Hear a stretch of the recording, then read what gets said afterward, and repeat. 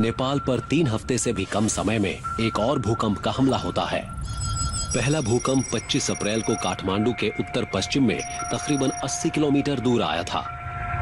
उसका मैग्नीट्यूड था 7.8। उसके आफ्टर शॉक्स पूर्व की तरफ पूरे नेपाल से होते हुए माउंट एवरेस्ट की तरफ फैल गए। दूसरे अर्थक्वेक का एपिसेंटर काठमांडू और माउंट एवरेस्ट के बीच में था। शुरू में इसका मैग्नीट्यूड था 7.4, फिर इसे 7.3 बताया गया। हाँ, ओ ये रहा। ये है आज का भूकंप। अच्छा। ये देखिए, हाँ। ये ऑरेंज कलर वाला सही है। ये है मुख्य शॉक और ये है आफ्टर शॉक्स। आज के अर्थक्वेक्स एनर्जी को माउंट एवरेस्ट की तरफ बढ़ा रहे हैं जो यहाँ मौजूद है।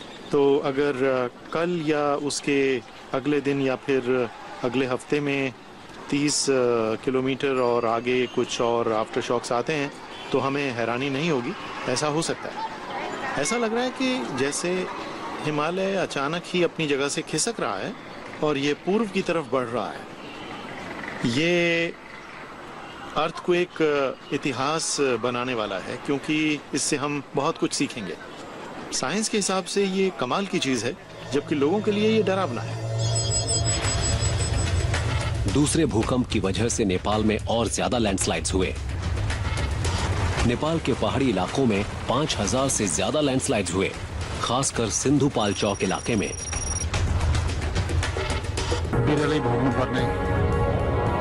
ये नेपाल की संसद के सत्र की तस्वीरें हैं जब एक दूसरे बड़े भूकंप ने नेपाल को हिलाया।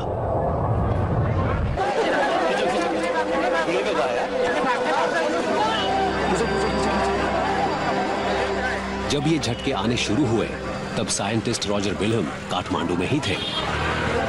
ओके, करीब 1 मिनट पहले एक बहुत ही जबरदस्त भूकंप आया था।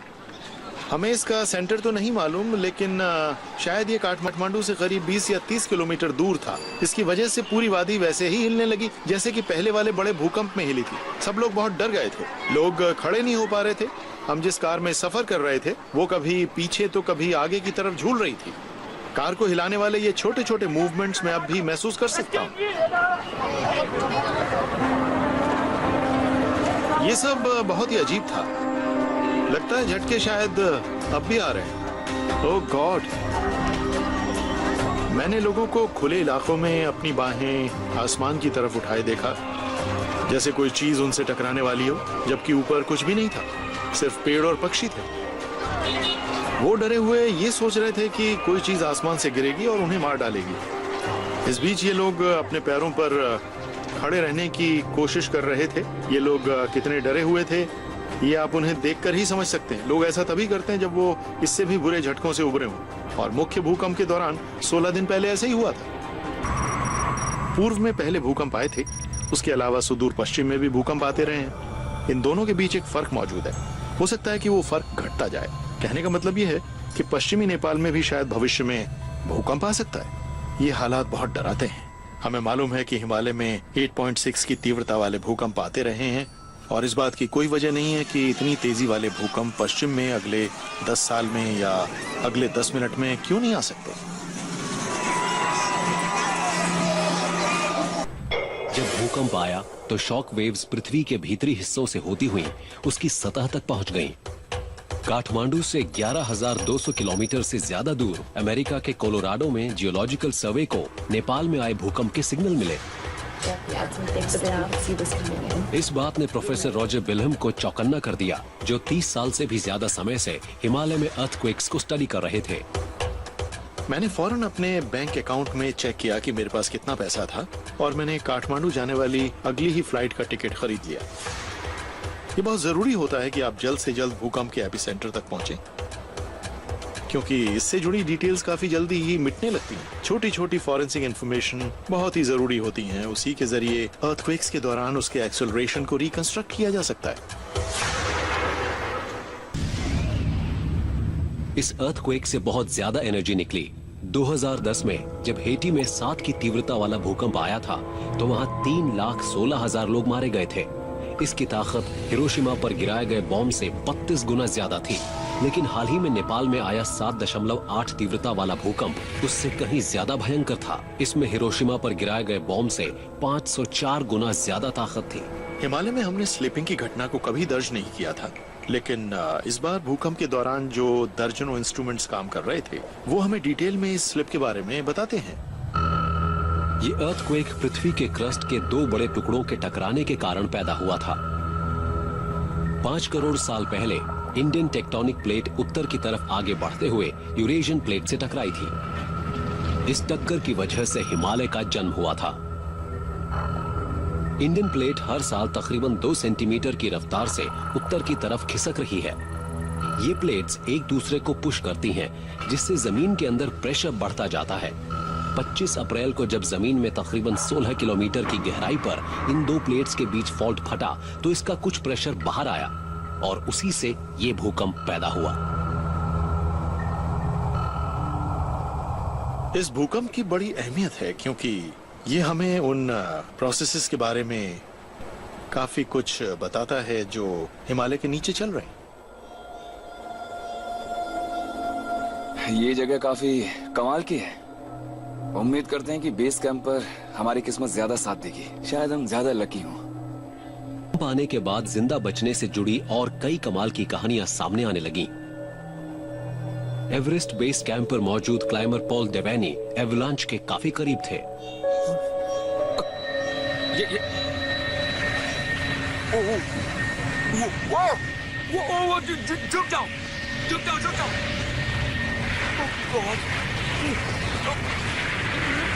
Oh God! मीज के नीचे चल जाओ, मीज के नीचे बैठ जाओ। दरवाजा बंद कर दो, दरवाजा बंद कर दो। God! नीचे झुक जाओ। Oh my God! ये बहुत खतरनाक फैला था, बहुत बड़ा था। Oh God! Save us. ठीक है, हम ठीक है। हमें कुछ नहीं होगा। हम बच गए।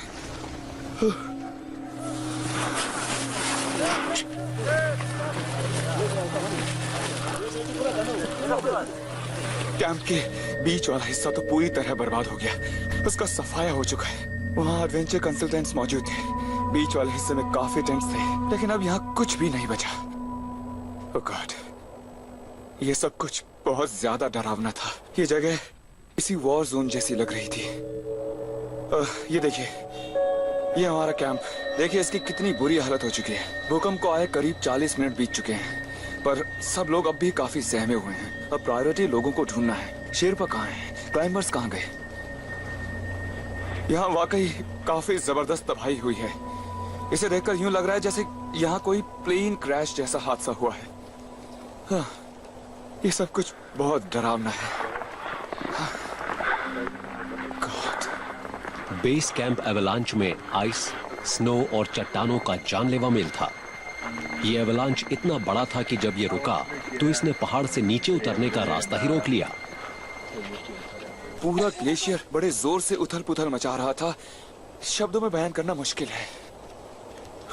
ये तो कुछ और ही था, बिल्कुल तूफान जैसा। पहले हमने इसे देखा और उसके बाद हमने बड़ी ही तेज रफ्तार से अपनी तरफ उड़कर आती एक बर्फ की दीवार देखी, जो कि जाकर हमारे टेंट से टकरा गई। मेरा ख्याल है कि जब तक वो हम तक पहुंची उसकी काफी ताकत खत्म हो चुकी थी, और ये अच्छी बात है। बहुत सारे टेंट और किचन इक्विपमेंट की वजह से ही ज्यादा चोटें लगी, क्योंकि वो काफी फोर्स के साथ हमारी तरफ आ रही थी, और कुछ लोग तो अपनी तरफ आते मलबे से ही जख्मी हुए। जो लोग भी यहाँ खड़े थे उन्हें इस मलबे ने उठाकर खिलौनों की तरह कैंप के बीच वाले हिस्से की तरफ फेंक दिया। बहुत ही डरावना मंजर था वो। शाम का वक्त है दोस्तों, और करीब 8 बजे होंगे। कुछ कहने को नहीं है। इस भूकंप के नतीजे में आज 11 लोगों की जान जा चुकी है, और शायद 15 लोग जिंदगी और मौत के बीच अभी भी झूल रहे हैं। यहाँ लोगों को समझ में नहीं आ रहा कि वो क्या करें। उन्होंने आज से पहले ऐसा कभी कुछ नहीं देखा था। इस पहाड़ की एक्सपीडिशन की हिस्ट्री में उन्होंने बेस कैंप पर ऐसी तबाही पहले कभी नहीं देखी। शायद सभी लोग शॉक में थे, और मैं भी। शायद मैं लकी हूं कि ये सब झेलने के बाद भी आज जिंदा हूं। पॉल और दूसरे क्लाइंबर्स को ये बुरी खबर बाद में पता चली कि तबाही सिर्फ एवरेस्ट पर ही नहीं हुई थी, बल्कि पूरा नेपाल ही बर्बाद हो गया था। हमें पता चल रहा था कि 2500, 3000, 4000 लोग मारे जा चुके हैं और धीरे धीरे ये तादाद 5000 तक पहुंच गई और हमें ये अंदाजा हो गया कि ये एक नेशनल डिजास्टर था और बेस कैंप में जो कुछ हुआ वो इस बड़ी ट्रेजेडी का एक छोटा सा हिस्सा भर था बस।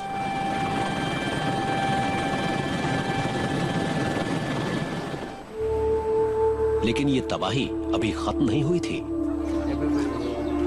कई दिनों तक आफ्टर शॉक्स जारी रहे। इमारतों के गिरने का खतरा बराबर बना रहता था। रेस्क्यूअर्स जिंदा बचे लोगों को ढूंढने के लिए अपनी जान जोखिम में डाल रहे थे। भूकंप आए 5 दिन बीत चुके थे और अब किसी के जिंदा बचने की गुंजाइश कम ही थी। हमें बताया गया है कि एक खाली जगह से कुछ आवाजें सुनाई दे रही थी। हमारे साथ इस वक्त एक सर्च रिकॉनेसेंस टीम है। हम वहां जाएंगे और हो सकता है कि उस शख्स को ढूंढ पाएं। मलबे के नीचे 15 साल का एक लड़का फंसा हुआ है। इसे कहते हैं एंटोम्बमेंट। ये लड़का कुचला तो नहीं गया था। वो लड़का एक बॉक्स के अंदर था और उसके चारों तरफ हैवी कंक्रीट मौजूद थी।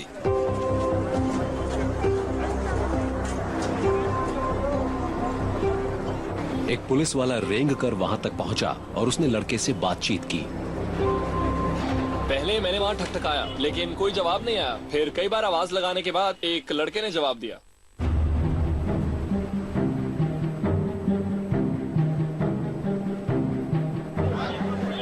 मलबे के नीचे पेम्बा तमांग लगातार कमजोर होता जा रहा था।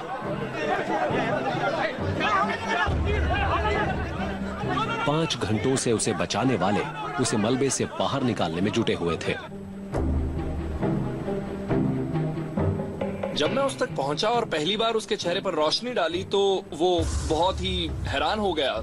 मैंने उसे भरोसा दिलाया कि हम उसे यहाँ बचाने आए हैं, इसलिए उसे घबराने की जरूरत नहीं है। मैंने उससे कहा कि वो शांत रहे और भरोसा ना छोड़े, हम तुम्हें बचा लेंगे।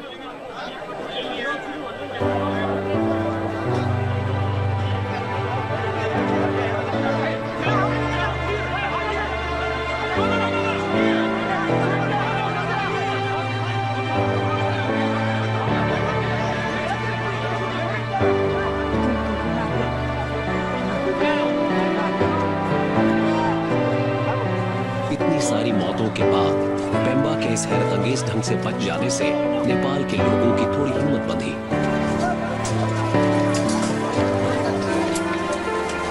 जब भूकंप आया तो तुम कहाँ थे, क्या कर रहे थे? जिस वक्त भूकंप आया उस समय मैं खाना खा रहा था। मैंने बाहर निकलने की कोशिश की तो दीवारें मुझ पर टूट के गिरने लगी। उस समय मुझे कुछ भी समझ नहीं आ रहा था। मेरी आंट और दूसरे लोग भी वहीं थे और शायद वो मलबे में दब गए। मुझे कई बार जमीन का हिलना महसूस हुआ। शायद भूकंप आ रहा था। सब कुछ हिल रहा था। पता नहीं कितने घंटे में मलबे के नीचे था। मुझे कुछ पता नहीं कि क्या हुआ था। तभी मुझे रोशनी दिखाई दी और मैं उठा और मुझे लगा शायद मैं कोई सपना देख रहा हूँ, कोई बहुत ही भयानक सपना। मैं अपने परिवार से मिलना चाहता हूँ पर ये कह रहे हैं उनसे कांटेक्ट नहीं हो पा रहा।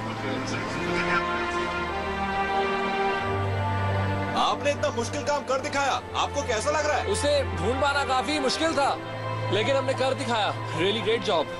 ये लीड ऑपरेटर हैं, इन्होंने इस काम को पूरा किया है। बेशक ये एक कामयाब रेस्क्यू था, लेकिन नेपाल अब भी खतरे में था।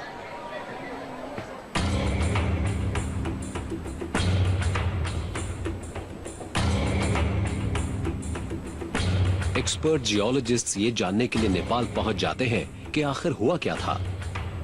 प्रोफेसर रॉजर बिल्हम उन्हीं में से एक हैं।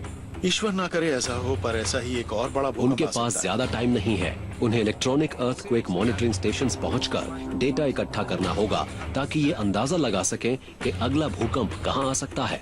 नेपाल में हम जल्द से जल्द पहुंचना चाहते थे ताकि डेटा को इकट्ठा कर सकें, वरना ये बर्बाद हो जाता।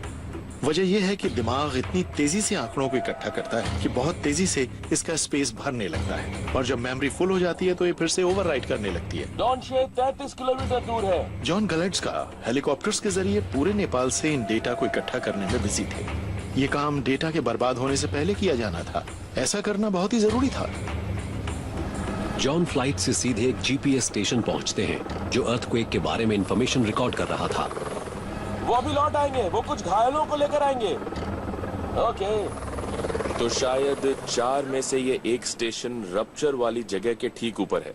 ये एक कॉन्टिन्यूस जीपीएस स्टेशन है। ये यहाँ जमीन में शायद 1.5 या 2 मीटर अंदर तक गड़ा हुआ है, काफी मजबूती से।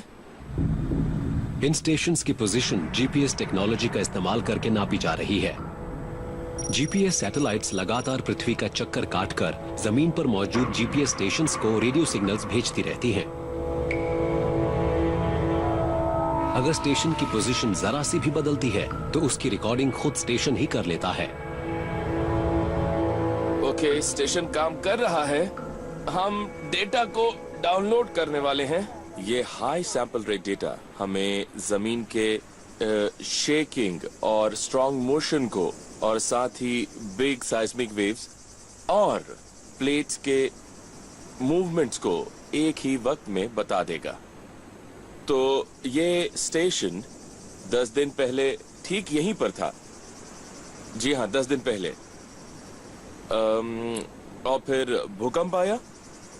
भूकंप आने से साइस्मिक वेव्स के पैदा होने से और प्लेट्स की शिफ्टिंग और टेक्टोनिक मूवमेंट्स की वजह से ये एंटेना उस जगह से यहाँ पर पहुंच गया जहां अब आप इसे देख रहे हैं।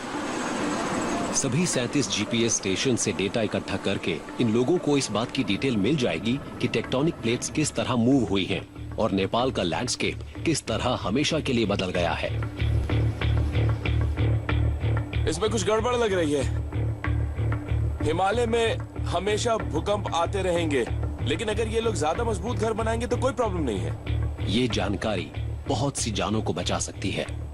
इन बड़ी वेव्स की वजह से लोग खड़े नहीं रह पाते हैं, वो जमीन पर गिर जाते हैं। इसलिए हमें ऐसी बढ़िया इमारतें बनानी होंगी जो इन जबरदस्त फोर्सेस को झेल पाए और नुकसान ना हो। नमस्ते नमस्ते दीदी।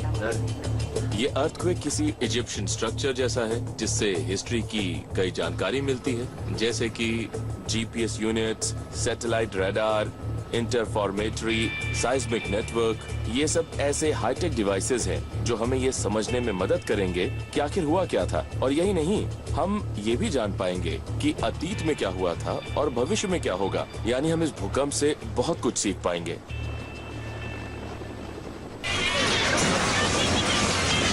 पूरे नेपाल में इस भूकंप की वजह से 7 लाख से ज्यादा इमारतें या तो तबाह हुई या उन्हें नुकसान पहुंचा। ये भूकंप शुरू होने के वक्त भक्तपुर की तस्वीरें हैं।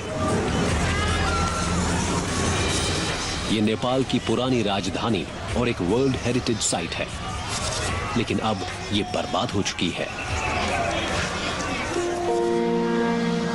इसके तकरीबन 8 किलोमीटर उत्तर में संखू भूकंप से सबसे ज्यादा बर्बाद हुए शहरों में से एक है।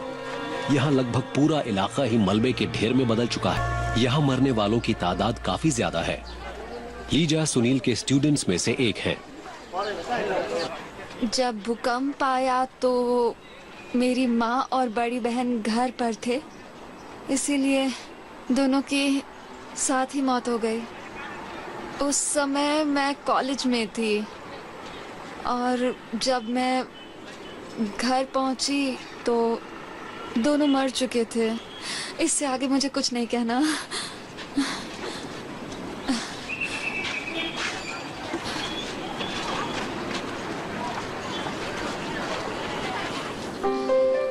ये सब के लिए दुख का समय है। यहाँ हिंदू मान्यताओं के अनुसार मरने वाले के शरीर को 3 बार बागमती नदी में डुबकी लगाकर उसका अंतिम संस्कार किया जाता है और फिर अस्थियों को पानी में प्रवाहित कर दिया जाता है। परिवारों से कहा गया कि वो अपने प्रियजनों का अंतिम संस्कार जल्द से जल्द कर दें ताकि बीमारियां ना फैल जाएं। मेरी तो जान ही जाने वाली थी। लेकिन मैं किसी तरह से बचकर भाग निकला। भागने की वजह से जिंदा बचा हूं। जब मैं भाग रहा था तो दाएं बाएं के घर गिर रहे थे। मेरे साथ एक आदमी भी भाग रहा था जो कि बच नहीं पाया। उसने मुझे पीछे से आवाज लगाई थी कि भाई। इतना कहते ही उसने दम तोड़ दिया। जिस घर में रहता था उसमें अपने परिवार वालों को और बाकी लोगों को मरा देखकर मुझे बहुत अफसोस हो रहा है। अगर परिवार के सदस्यों में से 4 मारे जाएं तो ये बहुत ही दर्दनाक होता है। हम यहाँ अंतिम संस्कार करने आए हैं।